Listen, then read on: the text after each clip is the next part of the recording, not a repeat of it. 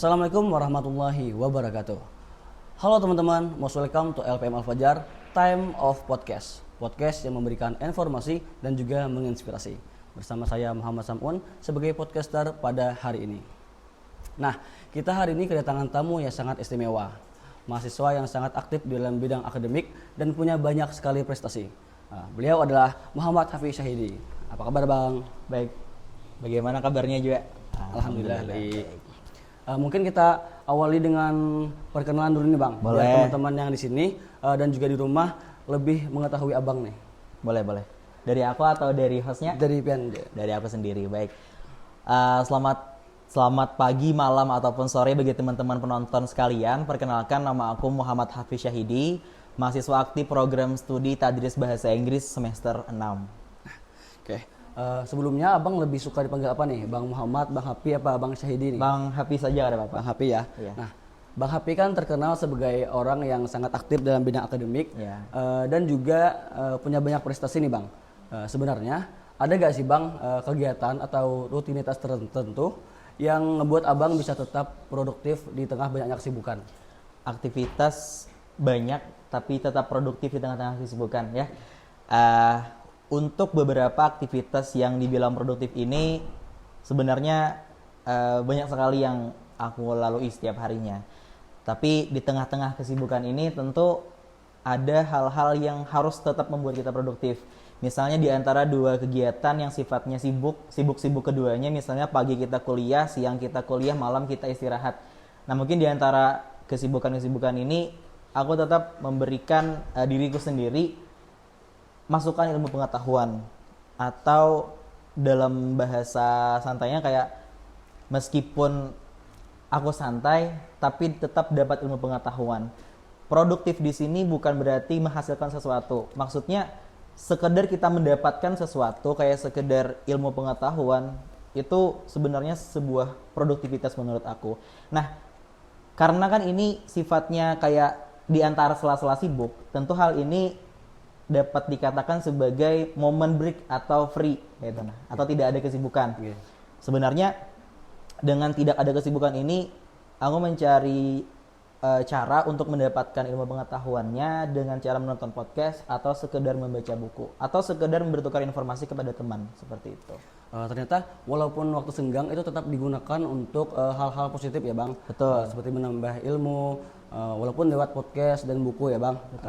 Kalau boleh tahu nih Bang, lomba apa aja sih yang pernah Abang ikutin? Untuk lomba ini kira-kira mau yang di tingkat SLTA atau ketika masuk perguruan tinggi nih? Untuk lombanya nih terserah Abang aja, Terserah aja. Abang aja. Siap. Untuk perlombaan yang pernah aku ikuti ketika mahasiswa atau sudah menjadi seorang mahasiswa di perguruan tinggi ini, salah satunya ketika awal masuk nih, sekitar semester 2 kalau tidak salah, itu alhamdulillah juara 1 duta genre tingkat kecamatan di Kecamatan Amuntai Utara. Terus untuk tahun berikutnya itu ada juara 1 di tingkat kabupaten duta genre juga.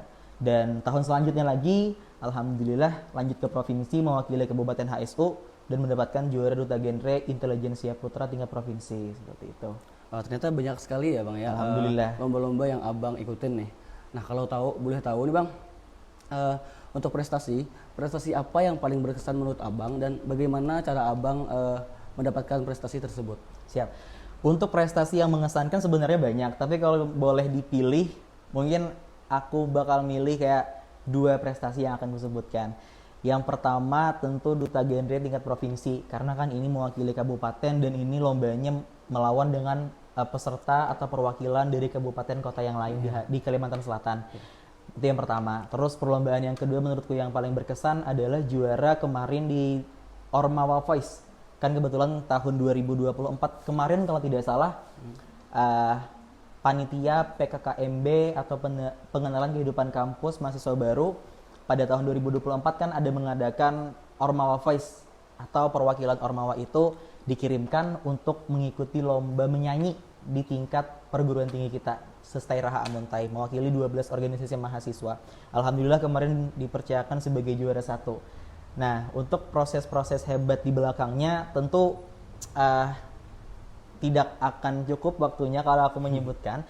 Tapi yang pasti dari hasil dari hasil yang mengesankan atau yang menurut aku itu mengesankan sekali, tentu berasal dari momen atau proses hebat yang telah dilalui. Contohnya seperti melawan rasa takut atau menjadi lebih baik dari kemarin. Maksudnya banyak sekali proses yang telah dilalui. Contohnya seperti Duta Genre kemarin, itu bukan hanya sekadar kita percaya diri dan jago berbicara, tentu untuk mengetahui materi-materi tentang remaja dan kesehatan reproduksi. Nah, itu merupakan proses yang sudah panjang telah aku lalui hingga menghasilkan hasil yang mengesankan seperti itu. Oh, ternyata dalam hal yang dicapai itu ternyata banyak sekali proses-proses yang harus dilalui ya Bang. Betul, tentunya. Nah, untuk tantangan sendiri nih Bang, apa sih tantangan terbesar Abang dalam meraih prestasi Bang? Untuk tantangan terbesar ketika meraih prestasi adalah paling besar kayaknya rasa percaya diri. Meskipun aku sudah beberapa kali mengikuti perlombaan di tingkat provinsi, kabupaten ataupun kecamatan, terkadang rasa percaya diri ini dalam momen tertentu bisa kurang.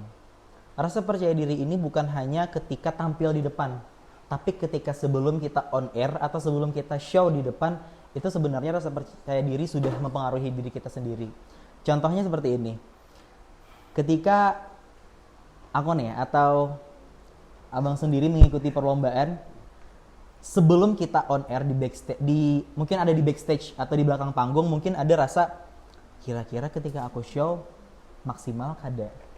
Kira-kira ketika aku show dan hasilnya kada memuaskan, orang-orang kira-kira berekspektasinya buruk kada. Nah, itu berkaitan dengan rasa percaya diri. Nah, kadang-kadang ketika aku mengikuti perlombaan, rasa percaya diri ini kadang tiba-tiba down seperti itu. Jadi, kira-kira langkah yang aku ambil ini benar atau salah? Kira-kira nanti hasil maksimal atau kada? Maksimal atau tidak seperti itu. Jadi itu kadang-kadang yang membuat aku merasa down atau merasa ini merupakan trigger terbesarku ketika mengikuti perlombaan seperti itu. Saya sangat setuju sih Bang masalah percaya diri ini karena saya baru saja mengalaminya. Iya. Tentunya hari ini host kita alhamdulillah melawan rasa percaya dirinya hingga bisa on air di show atau show di podcast LPM. Boleh tepuk tangan untuk untuk host kita. Sebenarnya saya untuk berada di titik ini pun saya sangat beberapa kali menolak saran dari mbak-mbaknya, menolak ajakan dari tim. Iya, karena saya kurang percaya diri jujur saja. Betul. Namun saya itu teringat kayak ini kalau nyak ada sekarang ya apalagi kita. Betul. Kalau tidak sekarang kapan lagi? Iya, kalau nggak sekarang kapan lagi. Jadi bisa atau nggak bisa ya nanti dulu. Yang pasti coba dulu ya kan. Betul. Nah, untuk tadi kan tantangan tuh banyak nih yang dihadapi Bang. Betul. Pernah nggak sih Bang, Abang merasa gagal atau hampir menyerah? Nah, kalau pernah, gimana cara Abang untuk bangkit dan bisa sampai sekarang ini Bang? Betul. Untuk kegagalan, nah ini mungkin aku izin share momen dulu yang menurut aku kayak itu sesuatu yang sangat titik terendah dalam hidupku ya, ibaratnya. Dulu ketika 2021 aku pernah berkuliah di UIN Maulana Malik Ibrahim Malang di jurusan Bahasa dan Sastra Arab. Nah, itu di 2021 perkuliahan masih dilakukan secara daring atau online. Momen itu sebenarnya semangat untuk berkuliah di luar daerah. Karena kan aku sebagai anak yang dari lahir sampai SLTA itu sekolahnya di dekat rumah. Dekat banget sama rumah. Jadi ibaratnya hidup sehari-hari dari kecil sampai ke SLTA itu dalam kandang sendiri. Dan tiba-tiba memiliki pemikiran untuk berkuliah di luar daerah. Sampai di sana agak culture shock. Kan kita orang aslinya Kalimantan. Yeah. Tiba-tiba ke Pulau Jawa dengan berbagai macam kultur di sana, dengan berbagai macam kebiasaan-kebiasaan di sana, tentu harus menyesuaikan dengan apa yang ada di sana. Yeah. Kan kita tidak bisa membawa apa yang dari Kalimantan ke sana. Sampai di sana beberapa bulan agak kultur shock sedikit, sampai beberapa kali menyesuaikan, akhirnya bisa. Tapi di momen tertentu yang membuat aku kayaknya sudah dulu deh di sini. Nah, seperti itu. Mungkin karena ada beberapa alasan dan salah satunya gara-gara rasa percaya diri. Oh, ya. Karena aku beranggapan bahwa gimana ke depannya, apakah pas nanti ketika lulusnya, ketika balik ke kampung. Sebenarnya rasa percaya diri ini udah jadi trigger atau jadi hal yang membuat aku dapat dikatakan down seperti itu. Tapi alhamdulillah akhirnya ketika keluar dari kampus sana, balik ke rumah, dipercaya lagi kuliah di Daerah Amuntai, alhamdulillah oleh keluarga.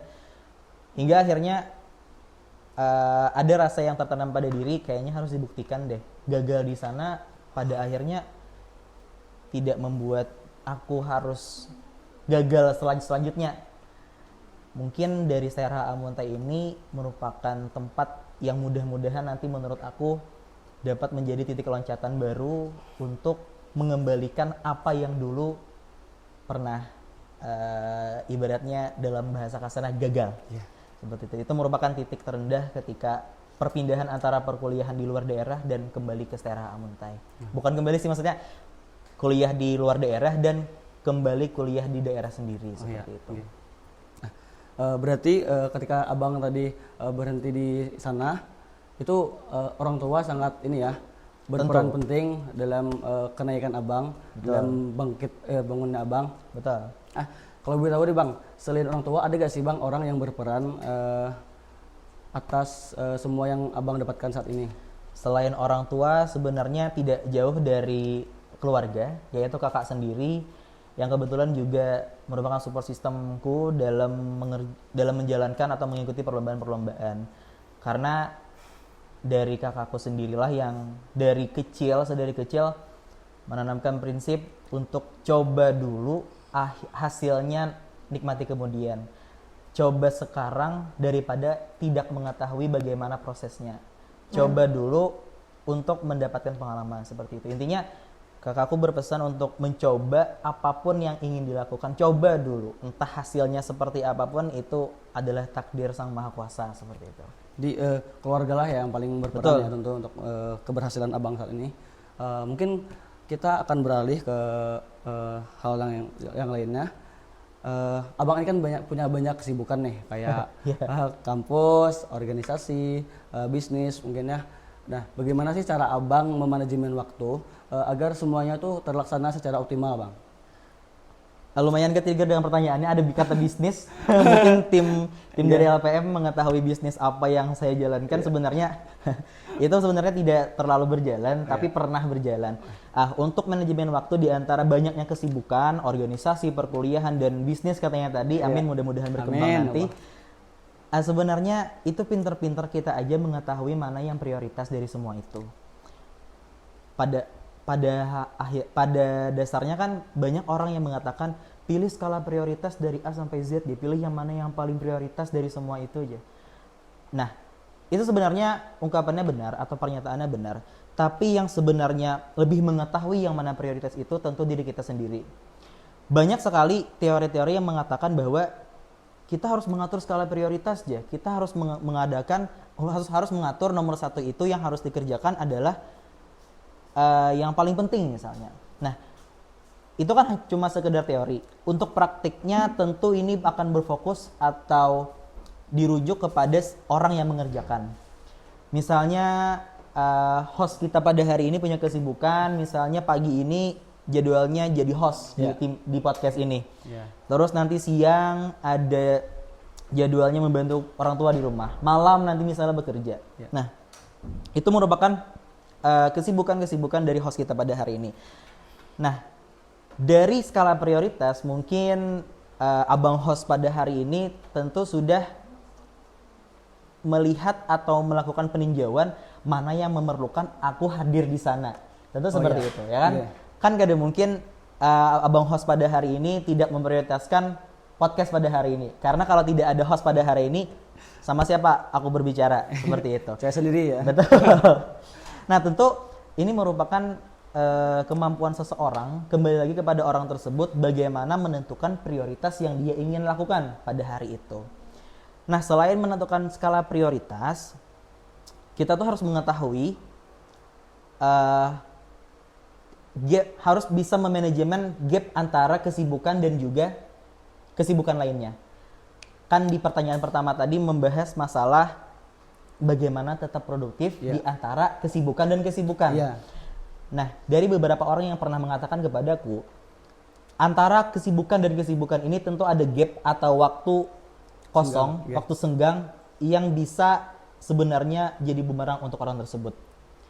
Dalam artian, ketika kita memiliki kesibukan di jam pertama dan memiliki kesibukan di jam kedua, antara jam pertama dan kedua ini ada gap yang rawan sekali sebenarnya.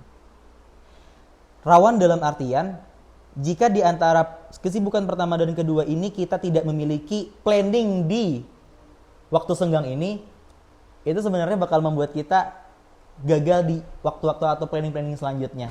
Contohnya, misalnya kita habis podcast, ada waktu senggang misalnya 1 jam.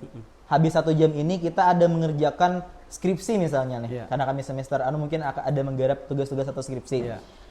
Nah, waktu senggang 1 jam ini jika tidak dioptimalkan, dalam bahasa kasarnya teledor, kita duduk buka HP scroll TikTok 1 jam kada berasa. Nah, maka pada akhirnya kata temanku yang alhamdulillah temanku ini punya planning waktu atau manajemen waktu yang lumayan luar biasa kalau diikuti. Katanya kalau misalnya di antara waktu senggang ini dia kasih timer untuk dirinya sendiri dalam berselancar di sosial media atau dalam melakukan aktivitas. Jadi ketika senggang pun ada planningnya yang harus dilakukan supaya kita ada dalam koridor atau ruang yang sesuai apa yang kita inginkan, seperti itu. Ini terkesan ribet, tapi jika tidak dilakukan, ya pada akhirnya bakal susah ya kita. Kesusahan atau teledor lah pada akhirnya. Akhirnya planning kita selanjutnya bakal tidak terjalankan dengan baik, seperti itu. Tapi selain itu, temanku juga ada bilang kalau dia sebenarnya kalau 1 minggu ini dibagi menjadi 6 hari produktif, hari Minggu yang dia free. Jadi dia bebas melakukan apapun tanpa berpikir tentang 6 hari sebelumnya. Nah, seperti itu. Jadi memang dia khususkan 1 hari full untuk melakukan aktivitas yang sifatnya tidak produktif. Tidak produktif atau sekedar bahan. Tapi tetap diselingi dengan podcast-podcast atau membaca buku di waktu senggang tersebut. Mungkin itu 2 prioritas dan juga manajemen waktu. Ternyata banyak sekali ya Bang yang perlu diperhatikan dalam manajemen waktu nih, dari tadi kayak skala prioritas, terus juga mengatur waktu senggang ini mau ngapain, terus juga mengasih durasi untuk waktu mengerjakan apa di waktu senggang tersebut. Nah, lanjut ke pertanyaan selanjutnya. Abang ini kan dipercaya sebagai duta genre nih. Nah, menurut Abang, gimana sih caranya agar menyadarkan para pemuda dan pemudi ini agar lebih peduli terhadap isu-isu penting seperti kesehatan reproduksi dan juga perencanaan masa depan? Untuk menyadarkan remaja agar peduli tentang isu remaja dan juga mempersiapkan diri untuk masa depan, sebenarnya untuk kata menyadarkan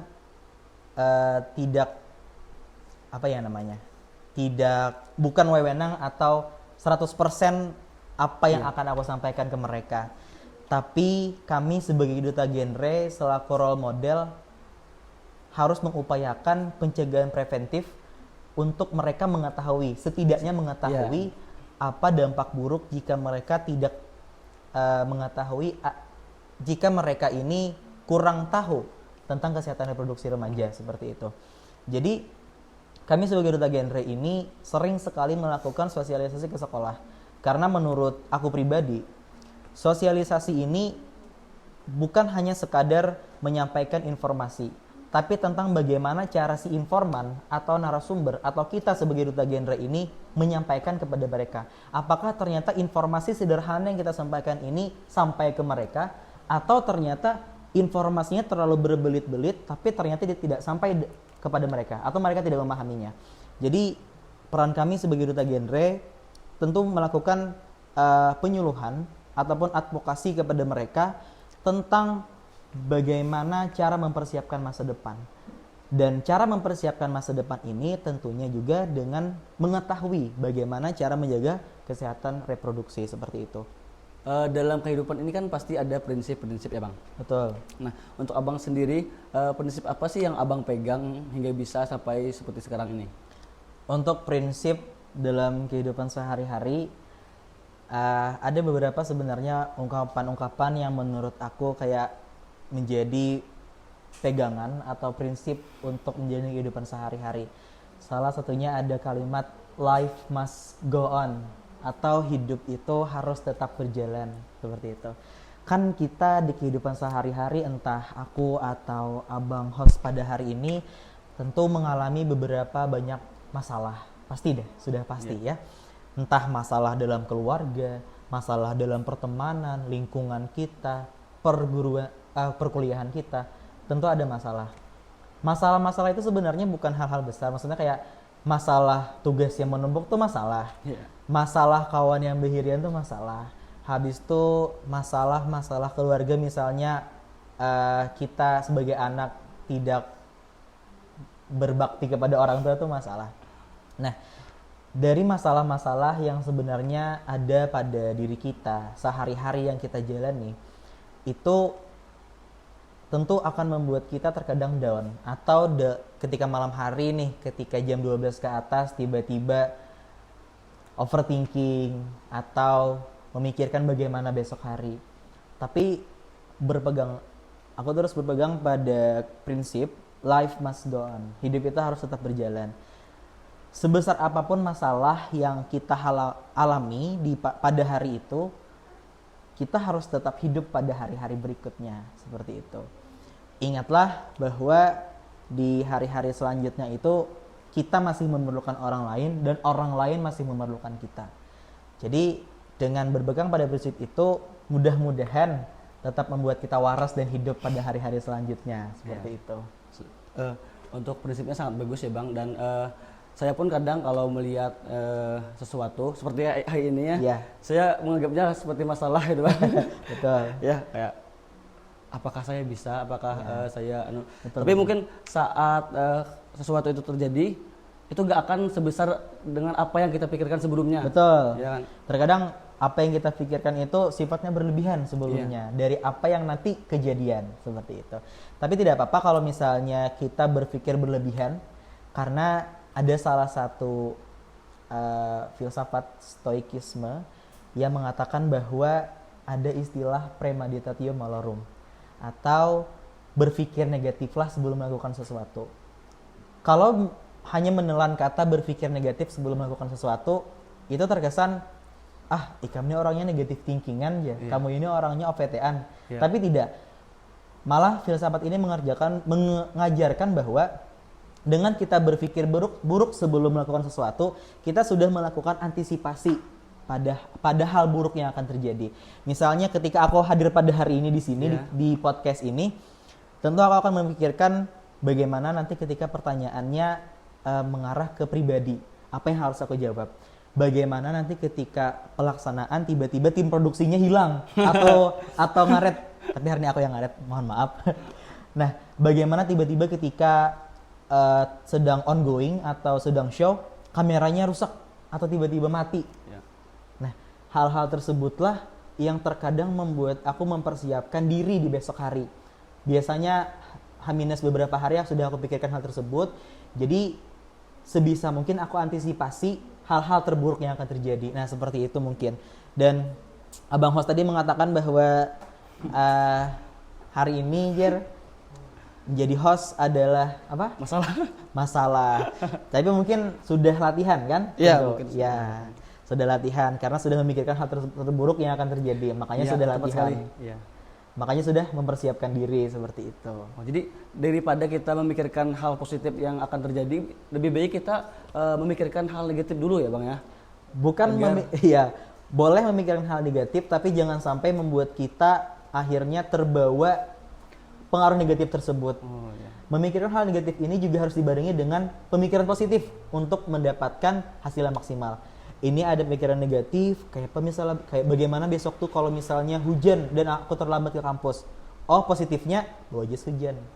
Bagaimana kalau besok ternyata ada pertanyaan-pertanyaan yang justru membuat aku terpuruk atau disudutkan? Oh, aku lawan dengan pernyataan seperti ini. Nah, negatif dan dibarengi dengan positif seperti itu. Oh, ternyata hal negatif itu yang membuat kita melakukan hal yang positif ya Bang, ya, seperti itu. Mungkin ke pertanyaan selanjutnya, sebagai sosok pemuda yang aktif nih abangnya, apa sih pesan abang untuk teman-teman mahasiswa ataupun siswa yang sedang nonton nih, agar mereka bisa menunjukkan potensi terbesar mereka nih Bang? Waduh, untuk ngasih pesan sebenarnya tentu banyak sekali orang yang sudah memberikan pesan, entah dari influencer, selebgram, dan berbagai macam orang yang berpengaruh yang memberikan pesan. Kalau aku yang memberikan pesan, paling hanya mengikuti atau template dari apa yang sudah influencer atau selebgram atau orang-orang hebat luar sana berikan. Paling pesan untuk mahasiswa, mahasiswi, dan remaja ataupun pemuda di luar sana ataupun di daerah Amuntai, cobalah apa yang belum pernah kamu coba. Karena dengan kita mencoba, bagaimanapun hasilnya itu adalah takdir Sang Maha Kuasa dan alam semesta. Tugas kita sebagai manusia adalah mencoba dan terus mencoba. Karena hasil akhir itu masih panjang. Apalagi kita sebagai pemuda yang umurnya relatif masih muda juga, yang usia produktifnya masih jauh, atau usia remajanya masih panjang, maka cobalah hal-hal yang belum pernah dicoba. Seperti menjadi host pada hari ini, seperti mengikuti lomba-lomba di luar sana, coba saja. Maka kamu akan mengetahui hasilnya, seperti itu. Karena hidup cuma satu kali, maka hiduplah yang berarti. Jadi yang paling penting itu mencoba dulu ya Bang, mencoba. Ya, tanpa kita memikirkan bagaimana nantinya ya. Betul. Tapi ketika mencoba, ketika hasilnya kurang, maka berikanlah rasa evaluasi di sana. Apa yang sebenarnya membuat kita gagal di sini? Proses apa yang menurut kita itu masih kurang? Sehingga ketika kita mengetahui proses-proses tersebut yang sifatnya masih kurang atau belum perfect atau belum sempurna, kita akhirnya mengevaluasi diri, ternyata bagian sini harus aku tambahkan dengan melakukan ini. Bagian sini harus aku persiapkan dengan melakukan ini. Nah, harapannya dengan adanya evaluasi dari proses yang kita coba atau coba-coba yang kita coba, diharapkan nanti ketika mencoba hal lain akan mudah jalannya karena telah melakukan evaluasi di percobaan-percobaan sebelumnya, seperti itu. Jadi hal yang terpenting setelah kita gagal dalam percobaan itu adalah evaluasi ya Bang. Betul. Selain itu ada gak sih Bang yang lebih ini lagi? Mungkin lebih selain itu, karena tadi kita telah menyampaikan hal-hal yang berat terkait motivasi diri, bagaimana cara melawan rasa percaya diri, tapi tetap kita berpegang pada kata secukupnya. Jadi gak usah berlebihan ya secukupnya Bang, ya? Betul. Tidak usah memaksakan diri menjadi versi yang baik-baik sekali, tidak perlu. Cukup kita bangun pagi di jam yang sudah kita jadwalkan pada malam hari, itu merupakan hal yang sangat luar biasa pada diri sendiri. Pada intinya, tidak perlu kita menitik fokuskan kemampuan kita pada orang lain. Karena yang mengetahui diri kita hanya diri kita sendiri. Jadi, ketika kita merasa ini too much atau terlalu berlebihan, tolong berikan diri untuk istirahat sebentar dan katakan secukupnya saja. Seperti itu. Sebenarnya masih banyak sih yang ingin saya bincangkan kepada Abang dan saya tanyakan kepada Abang, tapi saat ini kita terhalang durasi mungkin ya. Terima kasih untuk Abang telah berkenan bersilaturahmi dengan kami, dan tentunya apa saja yang Abang sampaikan pada hari ini akan berguna pada kami amin. Dalam masa depan nanti. Untuk teman-teman semua, menjadi sukses tidaklah semudah membelikan telapak tangan, tapi juga ada usaha yang perlu kita usahakan, ada tantangan yang harus kita lewati, dan ada keringat yang bercucuran. Sampai jumpa pada podcast selanjutnya. See you. Jangan lupa subscribe, like, dan komen.